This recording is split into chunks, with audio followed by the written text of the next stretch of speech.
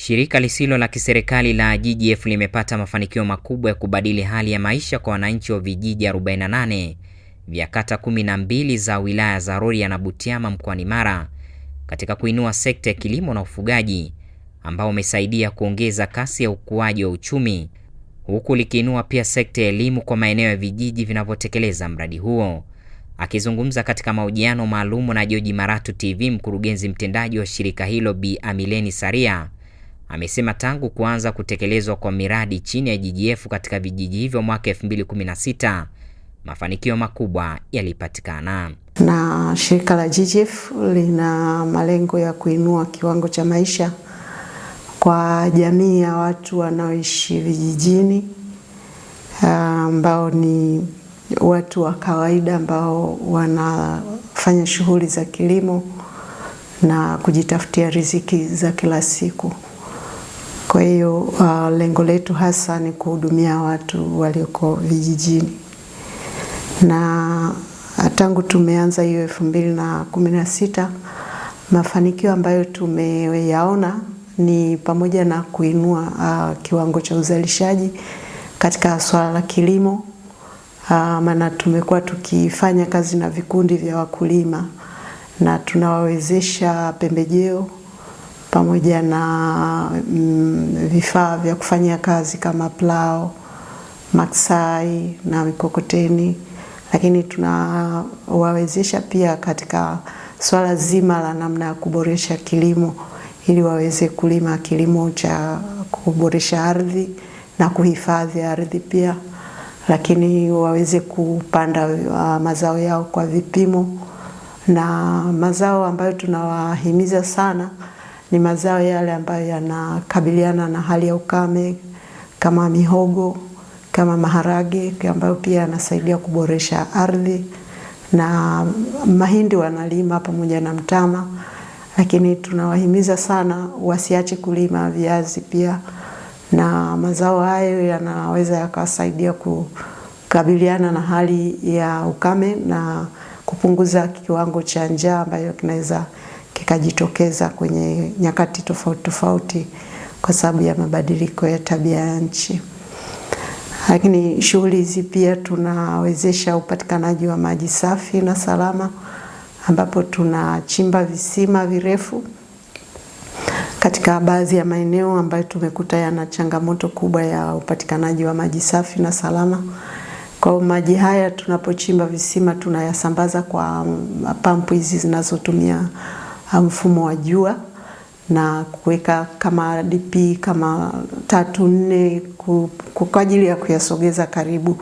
Maana tunajaribu kwenda na serikali kuwezesha pale ambapo serikali haijafika vizuri na kuhudumia wale watu. Kwa hiyo ndio tunakofanya, lakini shuleni tunashirikiana na taasisi za elimu na ofisi za serikali za vijiji katika masuala ya upandaji miti. Kwa hiyo mashuleni pia tunawezesha wanafunzi kupitia katika klabu za mazingira ambazo wanaziunda kwa kushirikiana na shirika letu, na tunawapa miti. Kwa hiyo walimu wamekuwa wakijipanga vizuri katika hizi taasisi za elimu ya msingi na sekondari. Hizi sekondari za kata wamekuwa pia wakishiriki katika zoezi la upandaji wa miti kwa tangu tumeanza ile 2016. Na hizi shule zinazofanya vizuri pia ambazo hazina maji, huwa tunaendeleza hii teknolojia ya uvunaji wa maji ya mvua kwa kujenga matenki makubwa ya lita 50,000 ambayo yanaweza kuwasaidia pale shuleni wakati wa kiangazi kupata maji ya kutumia pale shuleni, kufanya usafi kwenye vyoo, lakini pia hata kumwagilia wakati mvua zinapokuwa hazinyeshi kwa wingi. Amesema hadi sasa GGF imeweza kuzifikia shule 87 kwa ajili ya kuanzishia miradi inayolenga kuinua kiwango cha elimu katika maeneo hayo.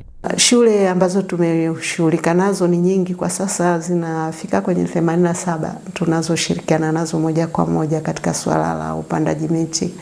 Lakini tumeanzisha utaratibu wa shule kuwa na bustani za matunda maalum kabisa kwa ajili ya kuongeza lishe kwenye taasisi za elimu, na pia tunawezesha hizi shule kupata mbegu waweze kushirikiana na wanafunzi pale shuleni, walime kama ekari 2 kila shule ambayo tunashirikiana nayo. Tunawapa mbegu, wanachukua mbegu za mahindi, za maharage, wanalima ili waweze kupata chakula cha wanafunzi. Kuna shule zilizolima hata viazi vitamu, kwa hiyo tumeona hata wanafunzi wanapokunywa uji wanapata na viazi lishe pale shuleni ambavyo wanakunywa navyo uji pale. Kwa hiyo tunaona kama ni kitu kizuri ambacho kinafanyika pale.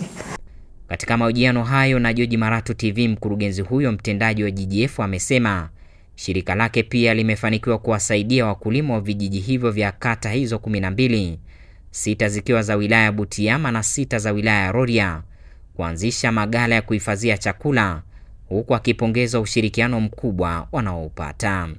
Fanikiwa pia kwenye swala la uwezeshaji wa wakulima katika masuala ya kuwa na maghala maalum ya kutunzia mazao ambayo yanatengenezwa kwa mabati yale ya aluminium, yanawasaidia pia kuhifadhi chakula pasipo kutumia dawa, ambazo pia tunaona ni kitu kizuri kwa ajili ya kujikinga na madhara yoyote yanayotokana na madawa yanayotumika kwenye uhifadhi wa chakula. Jamii kwa ujumla inatupa ushirikiano mzuri, tunashukuru.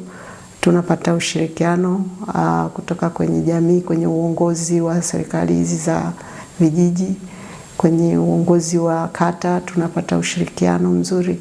Na hadi sasa tunafanya kazi na kata 12, kata 6 ziko Rorya ambazo tunashirikiana nazo, na kata ya kwa upande wa Butiama pia tuna kata 6 tunazofanya nazo kazi.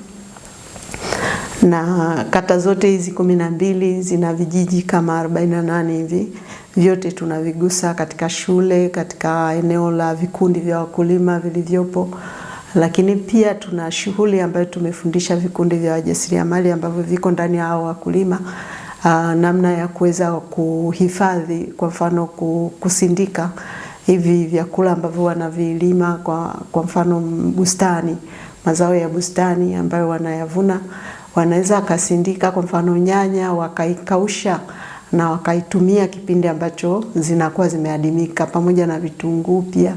Kwa hiyo tunatumia mfumo wa jua pia kwa ajili ya kuzisindika na kuzipaki, na wanaweza kuuza wakati wa shida ya hivyo vitu ambavyo havipatikani kwa wakati huo. Kwa jinsi ambavyo tunakwenda, tumepata ushirikiano mzuri sana kwenye hizi wilaya, kuanzia ofisi za mkuu wa wilaya, kwenye mkoa pia. Kuna wakati tulishirikiana na mkoa kuwezesha mafunzo maalum kwa watendaji wa maafisa kilimo na maafisa mifugo waliopo kwenye hizi wilaya za Butiama na Rorya. Tumeshirikiana nao vizuri, na tumepata ushirikiano pia na serikali kwa jinsi ambavyo wanaajiri watumishi kwenye hizi kata ambazo tumekuwa nazo. Tunao wataalamu wa serikali wanaohusika na mambo ya kilimo na mifugo, tunashirikiana nao, na kipindi cha nyuma walikuwa wachache, kwa hiyo ilikuwa shida sana kuelekeza hivi vikundi vya wakulima kupata ushauri. Lakini mpaka kwenye miaka 2-3 iliyopita, sasa hivi kila kata ina afisa kilimo, ina afisa mifugo, lakini pia na vijiji vyake vingi vina maafisa kilimo ambao sisi kama GGF tunashirikiana nao, na tunawawezesha katika masuala ya usafiri, lakini na chakula kwa ajili ya kwenda kuhudumia vikundi. Kwa sasa hivi tuna vikundi vya wakulima 58 katika hizo kata 12, na hivi vikundi vina watu 30 ambao ni sawa na kaya 1590. Kwa hiyo wote hawa tunafanya nao kazi katika masuala ya kilimo. Kuhusu kupambana na tatizo la ukosefu wa maji katika maeneo hayo, mkurugenzi huyo wa GGF amesema mwaka huu tuna mpango wa uchimbaji wa visima ambavyo vimepangwa visima 5 kwa mwaka huu katika maeneo ambayo yana changamoto kubwa ya maji, na vyote hivi visima vina thamani kama ya milioni 352 ambayo tunalenga mwaka huu tutekeleze hiyo miradi. Na upande wa ujenzi wa matenki ya kuvunia maji ya mvua kwenye mashule tuna bajeti kama ya milioni 138 ambayo pia tunalenga kufanya nayo kazi kwa ajili ya kuboresha upatikanaji wa maji, chanzo cha maji mashuleni. Kuna shule zingine zina changamoto kubwa ya upatikanaji wa maji. Kwa hiyo sisi tunaona kama tukiwezesha upatikanaji wa maji hata haya ya mvua yanayomwagika tu baada ya kuingia kwenye paa la shule yanawasaidia kwa kipindi fulani, au wanaweza pia wakaunganisha maji hayo na msimu unaofuata wa mvua.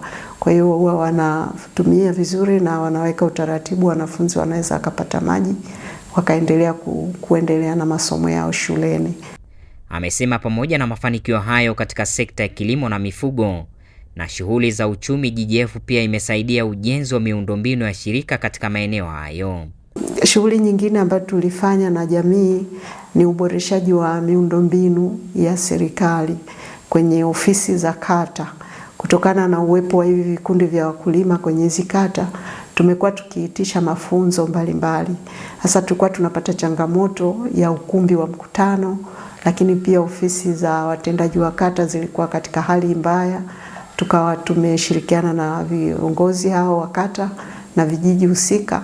Tukawa mpaka sasa tulijenga ofisi 4 katika kata hizi za Rorya, kwenye kata ya Baraki, kata ya Komuge na kata ya Kisumwa pamoja na kata ile ya Kiang'ombe. Kwa hiyo wao tuliweza kufanya nao kazi ya ujenzi. Kwa hiyo sasa hivi wana ukumbi mkubwa ambao unatumika vizuri kwenye masuala ya kuelimisha jamii. Amesema GGF inaendelea na miradi mingine katika vijiji hivyo, huku akishukuru ushirikiano mkubwa anaopata kutoka kwa jamii na serikali katika wilaya hizo. Kwa hiyo kuna kazi nyingi zinazoendelea kwa sasa, na tuna mradi ambao unaenda mpaka Disemba 2027 Disemba. Kwa hiyo baada ya 2027 Disemba naamini tutakuwa na mpango mwingine ambao tunaweza kwenda nao, lakini kwa ujumla tunapata ushirikiano wa kutosha kutoka kwenye jamii. Tunashirikiana nao vizuri, tunashirikiana na serikali vizuri, tunafanya kazi kwa pamoja. Hizi taasisi za serikali kama RUWASA kwa upande wa Rorya na Butiama wamekuwa msaada mkubwa sana kwetu kwenye kuweka ule utaalamu wao wa masuala ya maji na hivi vifaa vinavyotumika kwenye visima. Maana sisi kama GGF hatuna wataalamu wanaojua mambo haya ya maji, lakini tunachimba visima. Kwa hiyo tunaposhirikisha wale makontrakta wa ujenzi wa visima, RUWASA imekuwa msaada mkubwa kwetu kwenye kudhibiti na kuangalia vifaa vinavyotumika vyenye ubora. Kwa hiyo wanasimama badala yetu kwa ajili ya kudhibiti ubora wa kile kinachofanyika. Mwezi wa 12 tu tulifungua kisima kimoja hapa Busegwe na mkuu wa wilaya alikuwa mgeni rasmi pale. Kwa hiyo tunapoendelea tunaona pia RUWASA wana kazi kubwa ya kuendelea kusaidia hizi kamati za watumia maji ili ile miradi iendelee kuwa endelevu. Vinginevyo hayo ndio mambo ambayo tunayafanya. Hata hivyo, mkurugenzi huyo mtendaji wa GGF amempongeza Rais Dr. Samia Suluhu Hassan kwa kazi kubwa ya maendeleo ambayo amefanya katika vijiji hivyo. Tunaona rais akifanya kazi nzuri sana katika swala zima la uboreshaji wa miundombinu katika yale maeneo ambayo tunafanyia kazi. Na katika miundombinu hii ya shule, kuna shule zilikuwa na hali mbaya. Kwa kipindi cha kama miaka 4 iliyopita tunaona kuna kazi nzuri iliyofanyika ya uboreshaji wa miundombinu ya hizi shule, kuonekana tena kama zina hadhi fulani ya wanafunzi kupenda kusoma, madarasa mazuri pamoja na madawati. Lakini pia tumeona akiwezesha kupatikanaji wa vituo vya kutibiwa, zahanati. Kuna mahali pengine wanawake walikuwa wanahitaji kujifungua, tunaona wanapata shida sana. Kwa mfano walikuwa kule Kiang'ombe, kupenya mpaka kuja kufika huku Kinesi kulikuwa kwao ni mbali sana, lakini ujenzi wa zahanati uliojengwa kule kipindi hiki imekuwa ni nafuu sana kwao. Kuna zahanati nyingine naona inaendelea kule kata ya Baraki, kijiji cha Kanyamsana, na yenyewe nadhani itasaidia sana watu, maana wale watu walikuwa pia katika hali mbaya. Kwa hiyo tunaona kitu ambacho labda serikali kwa sasa inaweza ikafanya katika hayo maeneo tuliopo ni kuongeza idadi ya walimu kwenye hizi shule za msingi, kwa sababu tunafanya nao kazi. Huwa tunaona ukubwa wa kazi walimu walionayo. Kwa mfano kuna shule moja ina walimu 5 lakini watoto zaidi ya 1000. Sasa ukitafakari tu mwalimu mmoja anakuwa na wanafunzi wangapi, ndio unaona uzito wa hiyo kazi, jinsi walimu wanavyopata changamoto. Kuna kazi nyingine tunayofanya na hizi shule kusaidia kwa zile shule ambazo zinapata chakula pale shuleni. Tumewasaidia pia kujenga majiko banifu ambayo yanatumia kuni chache, lakini pia yanazuia moshi ule usimpate yule mpishi. Yanapita kule ambapo ni swala la kukabiliana na mabadiliko ya tabia nchi. Na makabiliano haya ya mabadiliko ya tabia nchi, kwa kupunguza madhara yake, sisi kama GGF tumeanzisha shughuli maalum kwa sasa. Kuna kazi moja ambayo inaendelea sasa hivi ya ujenzi wa biogas kwenye kaya moja kwenye upande wa Rorya kule Kibui, na tunalenga kwamba kupitia katika huu mradi, maana mkoa wetu tumejaliwa kuwa na mifugo mingi, walao wale wafugaji basi tuwapeleke waende wakaangalie kama wana uwezo wa kukopi na kuifanyia kazi, maana sio gharama kubwa sana. Wanaweza wakatumia hii mifumo ya biogas kwa ajili ya kupikia, hata kama inawezekana kwenye hizi shule zinazopika wakawa na ng'ombe wachache tu, biogas zikatumika kwa ajili ya kuwezesha masuala ya upishi shuleni. Tumesaidia jambo hili katika kata ya Busegwe, kwenye shule ya msingi Busegwe pale, shule ambayo ilikuwa inapikia kwenye eneo, ukienda yule mama anapika na mtoto mgongoni, lakini ule moshi ulivyokuwa unatoka, tukaona ni vema tumsaidie, na huko amebeba mtoto mchanga, tukaona tusaidie katika kuboresha ile. Kwa hiyo tulipata wataalamu kutoka Uganda ambao walitusaidia kuonyesha ile teknolojia ya ujenzi ya lile jiko, na tumejenga pia katika shule nyingine ya Nyanchabakenye ambayo tunalenga sasa kuyasambaza kwenye baadhi ya shule ambazo tayari zinapika. Lakini pia teknolojia hii tunaipeleka kwenye kaya kama njia nzuri ya kukabiliana na mabadiliko ya tabia nchi, kwa kupunguza tu yale madhara yanayotokana na mabadiliko haya. Lakini kuna maeneo ambayo kama serikali za vijiji kwenye hizi kata zimeyatenga kama maeneo ya hifadhi, kama kwenda na serikali katika hii ajenda ya kukabiliana na mabadiliko ya tabia nchi. Kuhusu kukabiliana na mabadiliko ya tabia nchi, mkurugenzi huyo wa GGF amesema katika swala zima la mabadiliko ya tabia nchi, upande wetu kama GGF tumekuwa na mpango maalum kabisa kwa ajili ya kufanikisha masuala hayo, na shughuli kubwa ambazo tunazo kupitia katika hivi vikundi 58 tulivyo navyo. Kuna fursa ya upatikanaji wa